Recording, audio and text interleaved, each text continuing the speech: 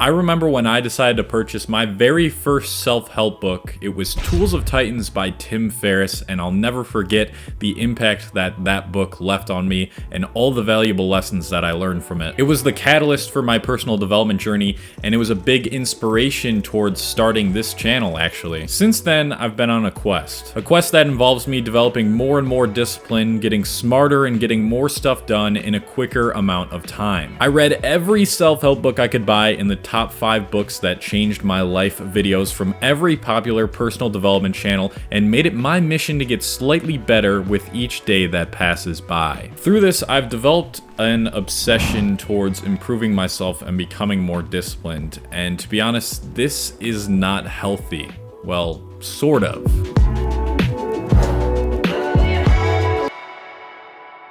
You might get the wrong idea from the title of this video. I don't think discipline itself is inherently bad. It's one of the best things you can develop to do more with your life, to get more out of life, and to improve the quality of your life. But when it takes a turn for the worse is when you kind of let it control your life. I think there's a peaking point in which discipline does more harm than good. Once you start to apply more discipline into your life, you'll see a nice curve going up, and it'll improve the quality of your life and the things you can get done. But if you start to go past this peak, then discipline is going to start taking over your life. You're going to start obsessing over it. It's going to become an addiction, and then that leads to negative mental health consequences. Because if your whole life revolves around constantly trying to be better, then you'll never actually feel like you're good enough. Like this morning, I've been trying to make this video all damn day, to be honest. I woke up a little bit later than usual. I pretty much sat on the couch for hours on end. It is Christmas Eve, but because this one day, just one day, I wasn't doing as much as I usually do, I started to feel awful about myself because I wasn't being as disciplined. And that's what I mean. It's become an obsession for me, and it becomes an obsession for people wanting to improve themselves so much to the point where it's detrimental. And you know, I say the words improve yourself a lot on this channel, but what does it really mean to improve yourself? One of my favorite philosophers who I talk about in more videos than I should, to be honest. I just love the guy, Alan Watts. He says that you can't actually improve yourself, and this is something that I don't apply, and yet I follow him very regularly and I follow his practices. The person who's going to do the improving is the one who needs to be improved. And there immediately we have a vicious circle. We're always finding a way to be one up.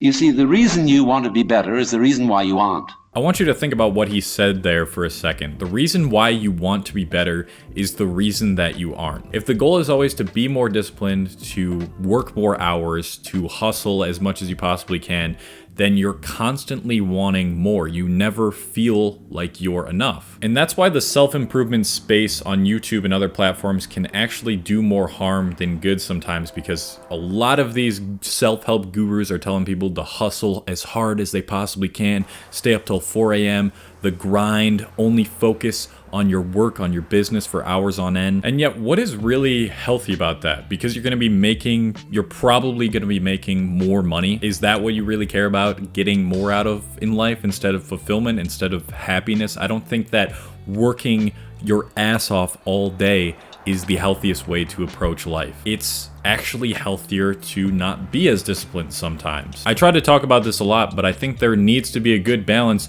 between working hard and working to get the things that you want and just enjoying life in the present moment as it is. You will be naturally drawn towards those things that are meant for you and that will improve your quality of life, no matter how hard you try to make those things happen. I think that there are natural ways of improving yourself that don't involve you grinding. Because when we talk about the word grinding, it's kind of like you're forcing something together. And I don't think that that is necessary to achieve success in your life, whatever that means for you. And that's why I've shifted from not trying to force my self-improvement now. The reason that I do the things I do on a daily basis is because I genuinely enjoy working on myself the amount that I do, and it doesn't feel unnatural to me. That's why I do it. I'm not trying to say that trying to be better is a bad thing, but it is something that is really easy to develop an addiction towards, just like I did. And the things that you hear online online and the things that people tell you, they will tell you to do unhealthy things that might not be the best for you, or maybe they will be. That's what you need to understand, is that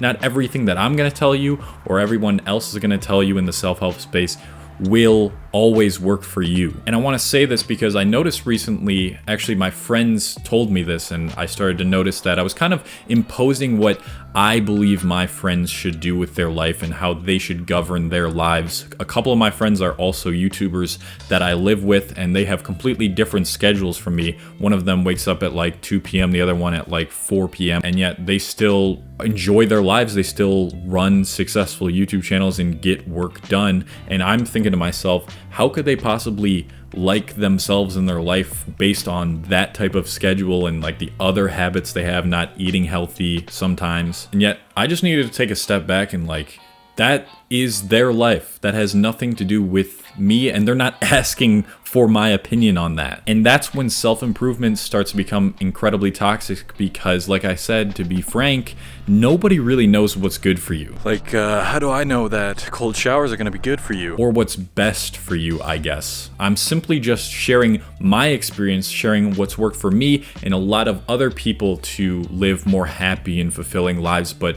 is this type of mindset in life gonna work for everyone?